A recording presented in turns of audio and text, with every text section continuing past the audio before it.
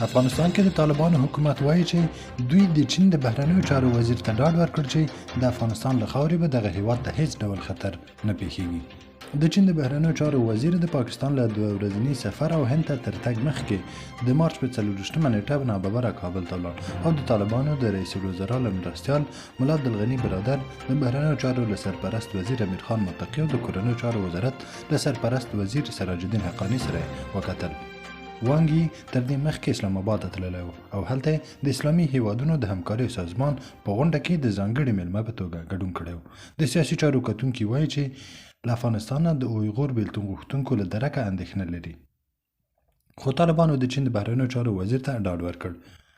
چین له ډیره وخت اندېښنه لري چې اویغور بیلتون غوښتونکي به د افغانستان له روان حالته په ګټه اخیستنې چین ته واوړي.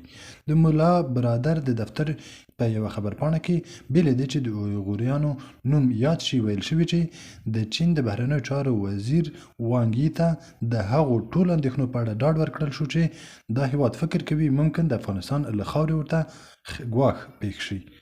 د سیاسي چارو پوه نجیب الله آزاد وایي د طالبانو تر واک لاندې افغانستان څخه چینایان تهدید احساسوي او له دغه تهدیده د ځان ساتلو لپاره هم چین غواړي چې له طالبانو سره ځان نږدې کړي. نوموړي له ځلا نیوز سره د خبرو پر مهال د چین او طالبانو اړیکې اوسنۍ نه بلکې پخوانۍ وبللې، تر دې وړاندې چې طالبان واک ته ورسیږي چینایانو له طالبانو سره ژورې اړیکې لرلې. د طالبانو پلاوی چین ته لاړ او د چین د بهرنیو چارو وزیر خورا تود هرکلی وکړ. چین له افغانستان سره پوله لري او ویره لري چې اویغور بیلتون غوښتونکي به له افغانستانه ورواوړي. ټاکل شوې ده چې چین راتلونکې اونۍ د افغانستان د ګاونډیو هیوادونو د کنفرانس کوربه وي. په دې کنفرانس کې به پر دې خبرې وشي چې د طالبانو تر واک لاندې افغانستان سره په څه ډول مرسته وشي.